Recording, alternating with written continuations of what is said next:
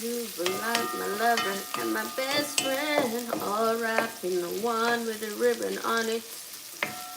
And all of a sudden,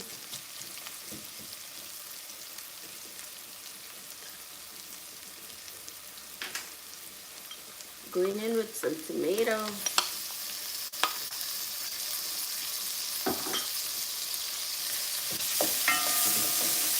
And that's the reason I would take out the pork, because we could have add these to the pork, you know. But we don't want the pork to get soggy, because what a reason would we fry the pork dry and end up make it turn back soggy.